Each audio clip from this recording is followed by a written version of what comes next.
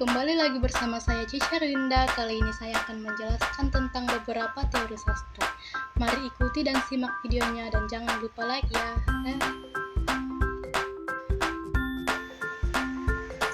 Yang pertama yaitu tentang strukturalisme dan mimesis. Teori strukturalisme adalah pendekatan analisis dalam bidang sastra, seni, budaya, yang menentukan pada struktur dan pola dalam karya seni atau teks. Dalam konteks sastra, teori strukturalisme mencoba mengidentifikasi pola-pola dan struktur bawahnya dalam teks. Teori strukturalisme muncul pada abad ke-20 sebagai reaksi terhadap pendekatan sastra sebelumnya yang berfokus pada konten dan makna. Ferdinand de Saussure, seorang ahli linguistik Swiss, dianggap sebagai salah satu pelopor penting terhadap teori strukturalisme dengan konsep struktur bahasa. Selain itu, ada pula contoh teori strukturalisme yang dapat ditemukan dalam karya-karya Roland Barthes, seorang pemikir Prancis yang memperluas konsep strukturalisme ke dalam analisis budaya dan sastra. Dalam buku ESG, Barthes membongkar struktur naratif Certain Blacks untuk mengungkap pola-pola yang mendalam. Selanjutnya yaitu mimesis. Mimesis adalah konsep yang merujuk pada representasi atau peniruan dunia nyata dalam seni karya sastra. Dalam konteks sastra, khususnya mimesis mengacu pada upaya seniman untuk memproduksi realitas atau kehidupan melalui karya mereka, menciptakan gambar yang mencerminkan atau meniru dunia nyata. Mimesis juga memiliki contoh yang dapat ditemukan dalam drama-drama klasik seperti Oedipus Rex, di mana karakter dan plotnya menciptakan sebuah gambaran atau peniruan dari konflik manusiawi. Kedua teori ini terus berkembang dan diperluas oleh pemikir-pemikir berikutnya, membentuk dasar bagi pemahaman sastra dan seni modern. Yang kedua yaitu teori sosiologi. Teori sosiologi merujuk pada kerangka konseptual atau pandangan teoretis yang digunakan oleh ahli sosiologi untuk memahami dan menjelaskan fenomena sosial. Teori-teori ini membantu mengidentifikasi pola, hubungan, dan proses dalam masyarakat. Dapat diketahui, teori sosiologi ini ditemukan pada abad ke-19. Pada tahun 1838, Comte menyatakan teori sosiologi ini menggambarkan ilmu pengetahuan tentang masyarakat yang berfokus pada pemahaman hukum-hukum sosial. Selanjutnya yaitu contoh. Ada beberapa contoh teori sosiologi antara lain sebagai berikut. Yang pertama yaitu fungsionalisme. Fungsionalisme menekankan pada bagaimana berbagai bagian masyarakat berkontribusi pada stabilitas dan keberlanjutan keseluruhan sistem sosial.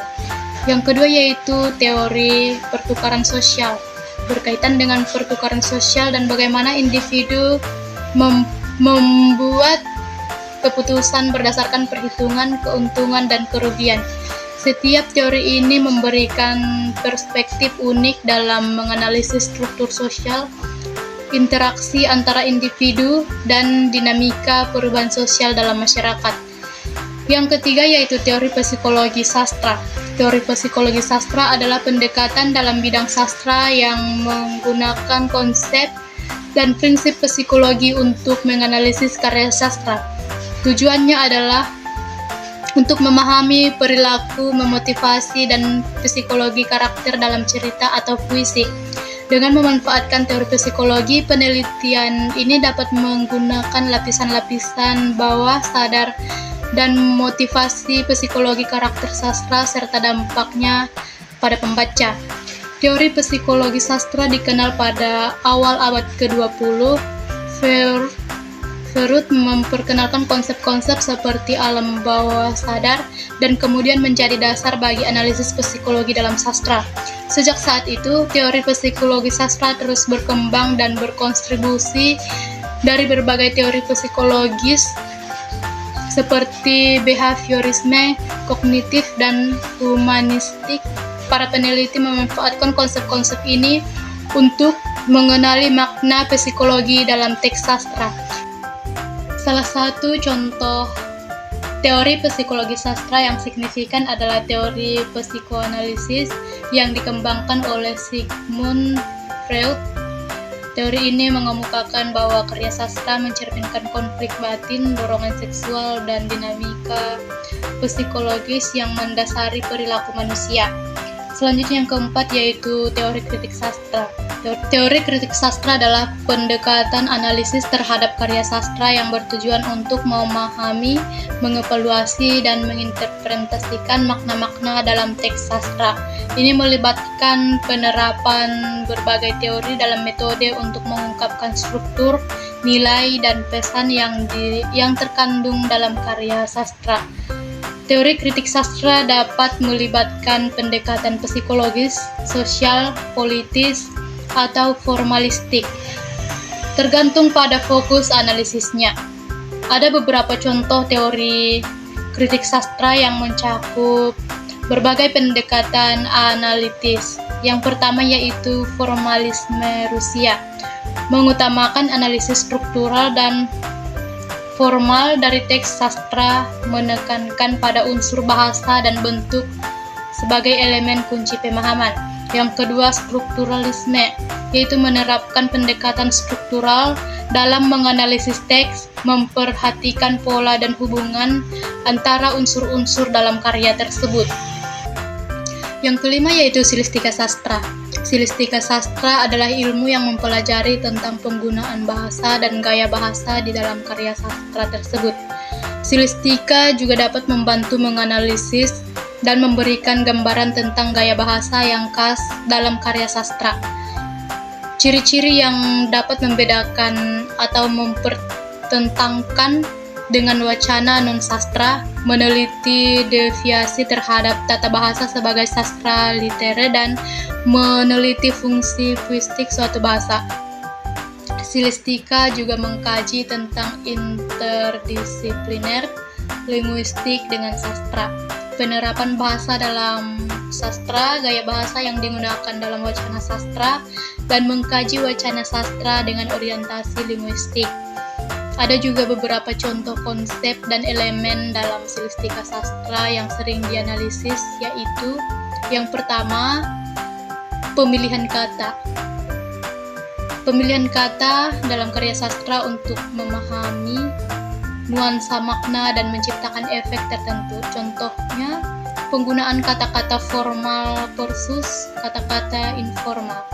Yang kedua yaitu imagery, penggunaan gambaran visual dan sensoristik dalam bahasa untuk membangun citra yang kuat, misalnya deskripsi yang mendalam tentang alam atau penggambaran emosional. Yang keenam yaitu semiotika sastra. Semiotika sastra adalah pendekatan kritik sastra yang menggunakan prinsip-prinsip semiotika untuk menganalisis dan memahami makna-makna dalam karya sastra. Semiotika sendiri adalah studi tentang tanda dan simbol-simbol serta cara mereka menggunakan untuk mentransmisikan makna dalam bahasa dan komunikasi. Semiotika sastra juga dapat membantu mengungkapkan lapisan-lapisan makna tersembunyi dalam teks sastra yang memahami bagaimana tanda-tanda berinteraksi untuk membentuk pengalaman membaca. Penerapan semiotika sastra dapat melibatkan analisis tanda-tanda linguistik, visual, dan budaya yang digunakan dalam karya sastra untuk menampilkan makna tertentu. Ada beberapa contoh penerapan konsep semiotika sastra pada sebuah puisi. Yang pertama yaitu tanda. Tanda atau penanda. Kata-kata dalam puisi seperti nevermore atau reason yang diartikan signifikan. Makna simbol di balik kata-kata tersebut seperti keputusan atau kehancuran. Yang kedua yaitu simbolisme. Simbolisme sama dengan burung gagak. dapat diartikan sebagai simbol kematian atau kehancuran.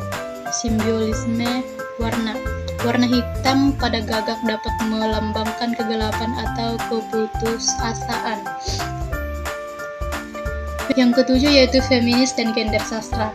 Feminis sastra dan gender sastra adalah dua pendekatan kritis dalam kajian sastra yang menekankan peran gender dan kesetaraan antara laki-laki dan perempuan.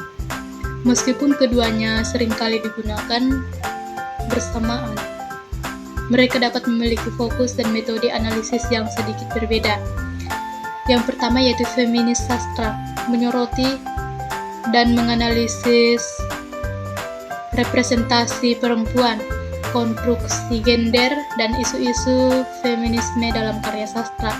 Yang kedua yaitu gender sastra, melibatkan kajian lebih luas terkait konstruksi gender, tidak hanya berfokus pada isu perempuan tetapi juga mempertimbangkan peran dan representasi laki-laki.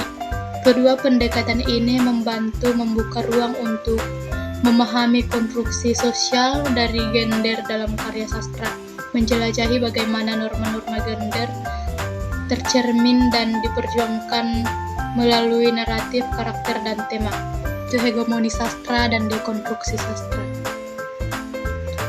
Yang pertama yaitu hegemoni sastra. Hegemoni sastra merujuk pada dominasi atau kekuasaan suatu kelompok yang ideologi tertentu dalam dunia sastra, melibatkan pengaruh dan kendali atas narasi, nilai-nilai, dan norma-norma yang mendominasi di dalam masyarakat sastra.